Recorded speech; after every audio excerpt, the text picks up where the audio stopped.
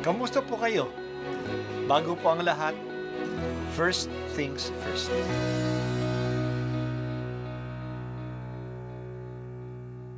Good morning po. Sinisimulan po natin ngayon ang first things first. At dito po, tinatalakay natin sa unang bahagi ng umaga natin ay ang first readings na binabasa po sa banal na misa. Ito pong tinatalakay natin kasi madalas po kasi marami na tayong alam tungkol sa gospel readings. Pero konti po ang nagsasalita sa first readings. Pero ang first readings, bahagi din po yan ng Biblia, ng banal na kasulatan. Kaya susubaybayan po natin ang mga first readings, basahin po natin at kuminsan kailangan ng basahin ng 2 o 3 beses bago maintindihan kasi hindi po tayo familiar sa mga istorya at sa mga kaisipan na tinatalakay dito. Ang pagbasa mula sa aklat ni Propeta Amos. Noong mga araw na iyon, si Amasiyas ang saserdote sa Betel ay nagsumbong kay Haring Jeroboam ng Israel. May binabalak laban sa inyo ang propetang si Amos, anya, dahil sa kasasalita niya'y nagugulo ang bayan. Sinasabi niyang kayo'y mamamatay sa digmaan at dadalhing bihag sa ibang lupain ang mga taga-Israel. Pagkatapos, hinarap ni Amasya si Amos, "Bulaan kang propeta, magbalik ka na sa Huda. Doon ka maghanap buhay sa pamamagitan ng iyong panghuhula. Huwag ka nang manghuhula rito sa Betel. Narito ang pambansang templo at dito sumasamba ang hari." Sumagot si Amos, "Hindi ako propeta, hindi ko ito hanap buhay. Ako'y pastol at nag-aalaga rin ng mga punong igos. Ngunit inialis ako ng Panginoon sa gawaing iyon at inutusang magsalita para sa Kanya sa mga taga-Israel. Kaya pakinggan mo ang sinasabi ng Panginoon.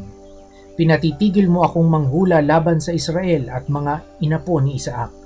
Dahil diyan, Amasyas, ito naman ang ipinasasabi sa iyo ng Panginoon.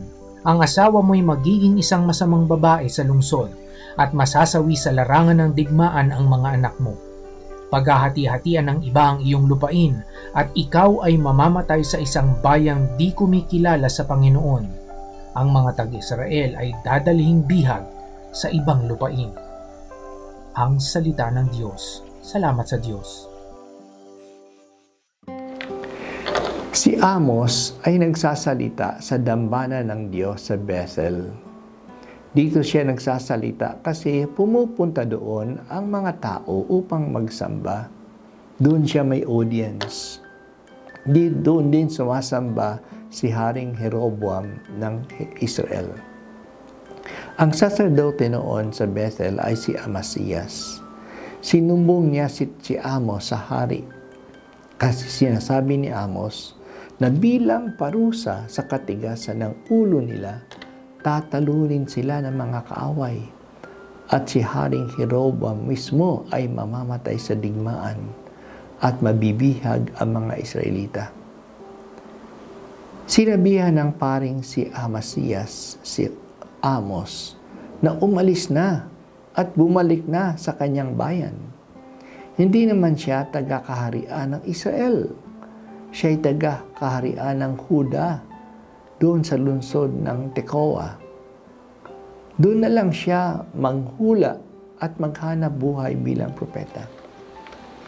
Pinaliwanag ni Amos sa kanya na hindi naman talaga siya isang propeta. Ang hanap buhay niya ay ang pagpapastol at ang pag-aalaga ng mga puno ng mga sikomoro. Tinawag siya ng Diyos at pinadala na maging propeta sa kaharian ng Israel.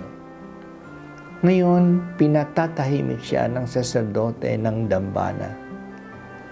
Ito ngayon ang magiging parusa sa saserdoteng ito.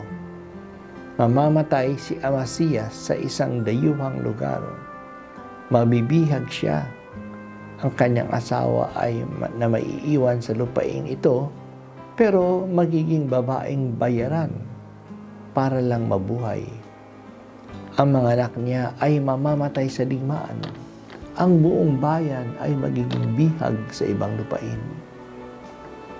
Ang problema sa marami sa atin, kapag ayaw natin ng mensahe, kinokontra natin at pinatatahimik ang nagdadala ng mensahe.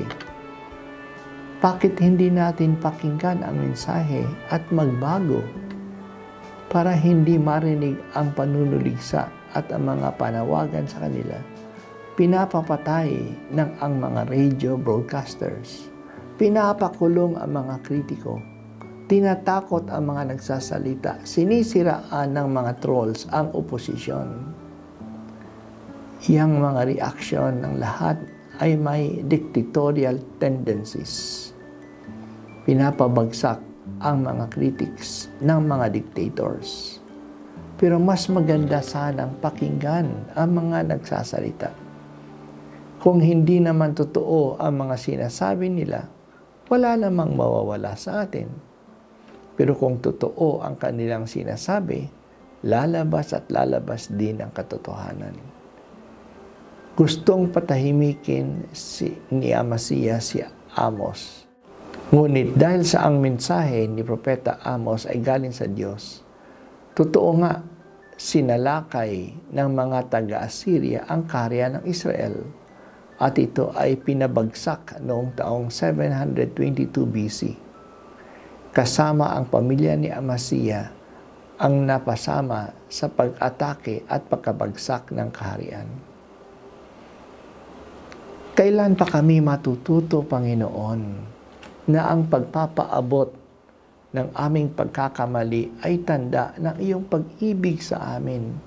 Ayaw mo kaming mapasama, kaya nagpapadala ka ng mga tao at ng mga okasyon upang kami ay ituwid.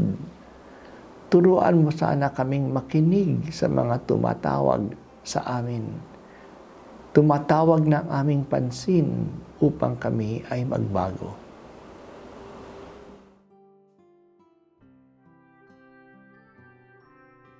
At ako po ay si Bishop Broderick Pabilio dito sa First Things First.